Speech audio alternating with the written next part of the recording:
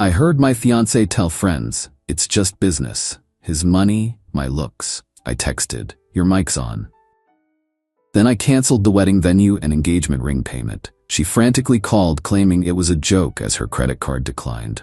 I, 32 male, always thought the foundation of my life was solid. Stable career, good friends, and Natalie, 28. We'd been together for 3 years, engaged for 2 months. I thought we were building a future. Turns out, I was just the financier for her project.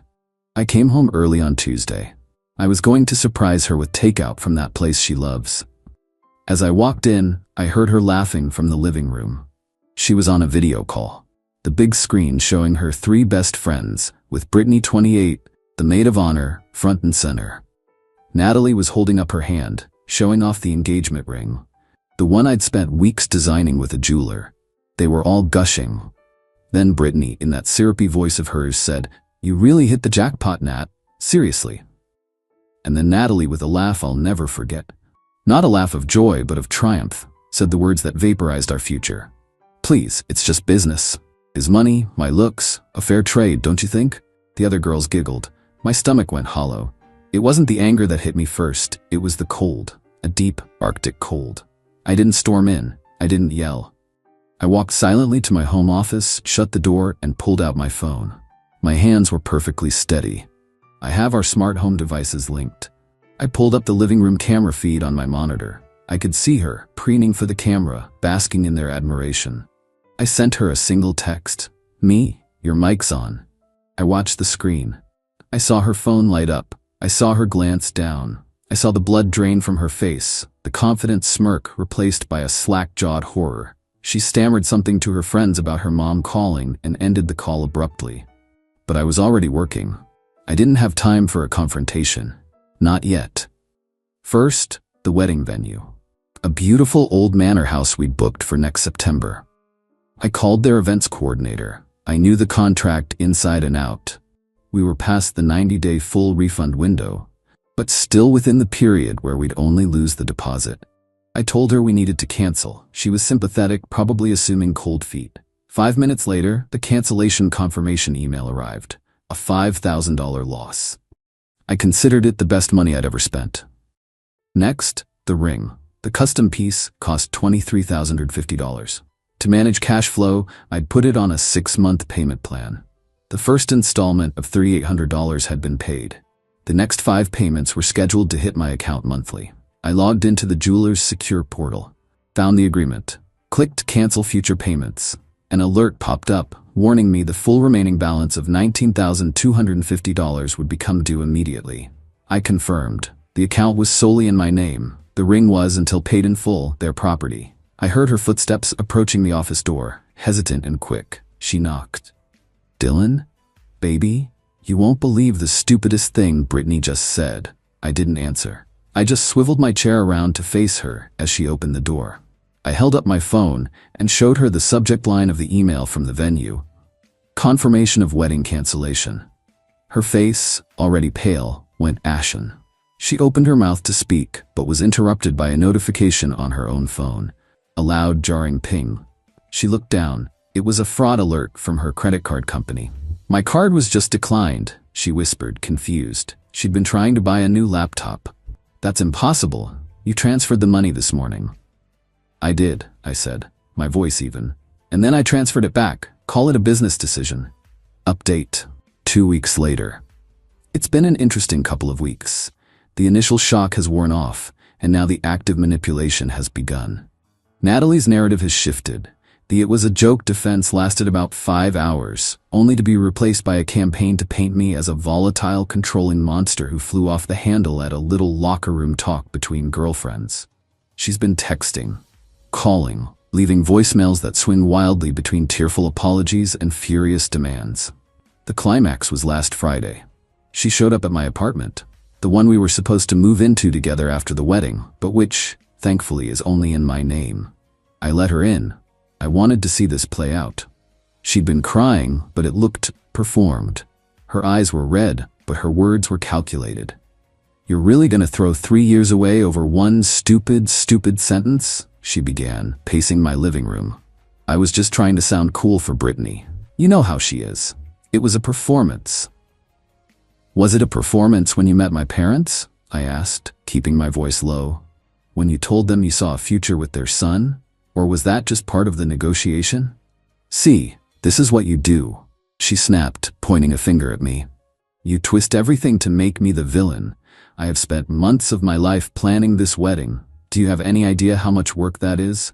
The caterers, the floral arrangements, the seating charts, all that time, all that energy. You owe me for that. My therapist says this has caused me significant emotional distress, and I'm entitled to compensation for my labor. I just looked at her. Your therapist said that? Or Brittany said that? While this was happening, a new front had opened up. Brittany, ever the loyal friend, had started a group chat with about 15 of our mutual friends. The chat was titled, Support for Natalie. In it, she was spinning a tale of my supposed financial abuse and emotional instability. A few people, the ones closer to them, were eating it up, sending heart emojis and offering to take Natalie out for drinks. I refused to engage. Instead, I took a methodical approach. The ring. Natalie had, predictably, refused to return the ring. She called it a gift, and said she was keeping it as collateral for my erratic behavior. So I drafted a polite, formal email. To Natalie, subject, return of unpaid engagement ring. Hi Natalie. Per our last conversation, I am formally requesting the return of the custom engagement ring, item XXX, to jeweler's name. As you know, the payment plan for the ring has been canceled, leaving an outstanding balance of $19,250. Until this balance is paid, the ring remains the legal property of the jeweler. Please arrange for its safe return within 10 business days. Failure to do so may result in the jeweler pursuing action to reclaim their property. Regards, Dylan. I attached a PDF of the financing agreement, where my name was clearly the only one listed as the responsible party. The finances. She mentioned the money I transfer her. She has her own part-time job, but I've been supplementing her income significantly. I went through my bank records for the past year. I created a simple spreadsheet. I listed every transfer I'd made to her account. Most were for shared costs. The monthly sum for her credit card was there too. I labeled it monthly gift. I also highlighted the $6,500 I had loaned her for her car's down payment, which had a clear email chain where we both explicitly referred to it as a loan she'd pay back after the wedding. I attached the email chain. I sent the entire spreadsheet to her. No angry text, just the data. I titled the email Financial Records for Your Review. The friends, I didn't respond in the group chat. I didn't defend myself. I simply forwarded the short 15-second clip from my smart home security camera to two of my closest friends, Jordan and Rose. The clip had no audio of what she said. It just showed Natalie's face in the moments after she read my text. The smugness vanishing, the frantic, wide-eyed panic, the desperate fumbling to end her video call. I sent it with no comment. The quiet approach is, I'm finding, far more effective. A tantrum can be dismissed. A spreadsheet is harder to argue with. Update 2. 1 month later, things have escalated, just not in the way Natalie or Brittany expected. My quiet paper trail has started yielding results. The jeweler, having been CC'd on my email, contacted Natalie directly. They formally informed her that she had two options: pay the outstanding $19,250 balance immediately, or return the ring to them. Her credit, which was already strained from her habit of living right at her limit, is now completely shot. The canceled laptop purchase was just the beginning. Without my monthly gift, her debt-to-income ratio is a disaster. She can't get a loan for the ring, and she can't afford to pay for it. The clock is ticking. The video clip I sent to Jordan and Rose did its job. They didn't spread it around, but they did calmly talk to a few other people in the Support for Natalie chat. They didn't share the video, they just described it. They described the cold calculation in her eyes that I had seen. The group chat has since gone silent. The tide of social opinion, it seems, has turned. This brings me to Brittany. Enraged that her role as Natalie's champion was failing, she decided to take things to another level. She went on my company's public-facing Facebook page and left a 1-star review. It was cleverly worded to avoid being outright libelous, but the implication was clear. She used phrases like unethical business practices, manipulative leadership, and a culture of deceit that starts at the top. Since I'm in a senior position, it was clearly aimed at me. This was a mistake, a big one. I also remembered something Natalie had once complained about. Brittany runs a so-called graphic design business from her one-bedroom apartment. In reality, she sells knockoff luxury goods, handbags, shoes, scarves, through private social media groups. Natalie once mentioned how Brittany's apartment was always overflowing with boxes, so much so that she worried about the fire hazard. She keeps them in the hallway. It's insane, she'd said. My response was two-pronged and entirely bureaucratic. The defamatory review. I didn't reply to the post. I didn't flag it. I took a screenshot and forwarded it, along with screenshots of Brittany's messages from the Support for Natalie group chat to my company's HR department. I wrote a calm, professional email. Subject: harassment from a personal acquaintance. To the HR team, I am writing to report a situation involving a personal acquaintance, Brittany, who is posting defamatory reviews about our company online. This appears to be retaliation related to a private, non-work matter. I have attached screenshots of the review and related messages for your records. I wanted to create a documented paper trail to protect both myself and the company's reputation. Please let me know if you require further information. Best, Dylan. Our corporate legal team does not mess around when it comes to things like this. Within 48 hours, a formal cease and desist letter, printed on heavy law firm letterhead, was dispatched to Brittany's address, demanding the immediate removal of the review and a cessation of all further defamatory comments. The apartment, Brittany's business social media profile, is public. I scrolled through it. Sure enough, there were dozens of photos of her posing with her wares, and in the background, her apartment was clearly visible. In one shot, where she was showing off a pair of garish, poorly stitched sneaker knockoffs on her new rug, the distinctive logo of her apartment building's management company was visible on a leasing sign out the window. I recognized the property management company. They're one of the largest in the city and are notorious for being sticklers. I went to their main website. Under the Residents tab was a small link, Report a Lease Violation. It led to an anonymous online form. I filled it out.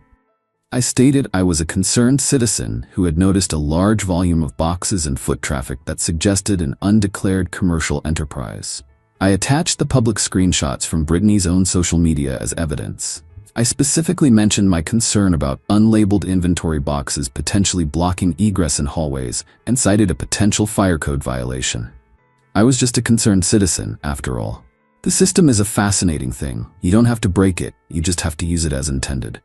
Final update. The ring is gone, the best friend is gone, and I'm just at peace. 3 months later.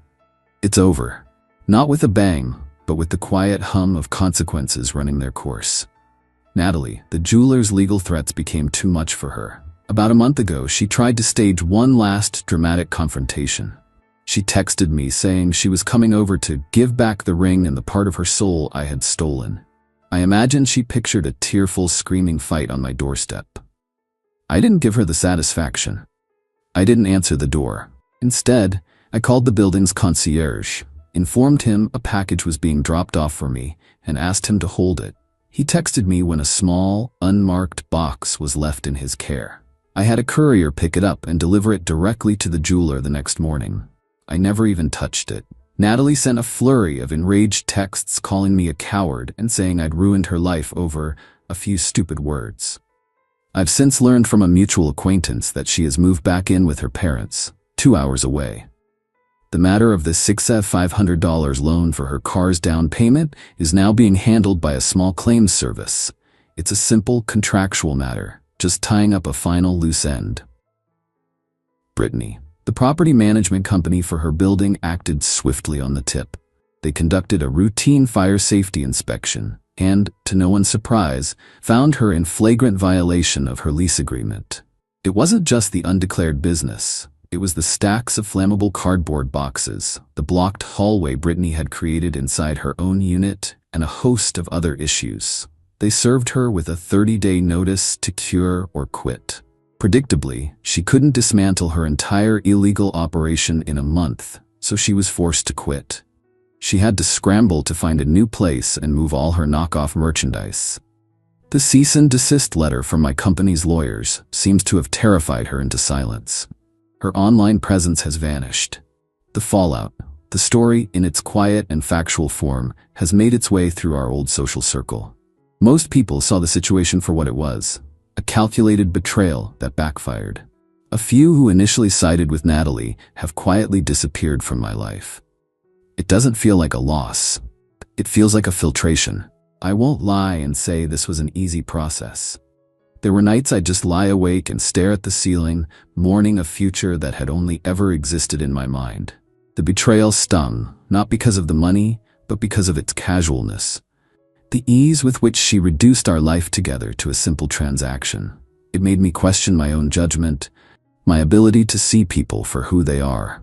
But taking these quiet, methodical steps wasn't about revenge. It was about restoring order. It was about taking a chaotic, painful situation and handling it with the calm and logic she believed I lacked. Each email sent, each form filled out, felt like closing a door firmly and quietly, not slamming it in a rage. It was a declaration that my life, my finances, and my future were my own, not assets to be traded for looks. I'm not dating. I'm enjoying the silence in my apartment. I'm having dinner with Jordan and Rose, the friends who trusted my character over dramatic accusations. I'm putting in extra hours at work, not as an escape, but because I enjoy what I do. I have no idea what Natalie and Brittany are telling people now. I'm sure in their version of the story, they are the wronged parties, the victims of a cold, vengeful man. And that's fine. Let them have their story. My business with them is concluded.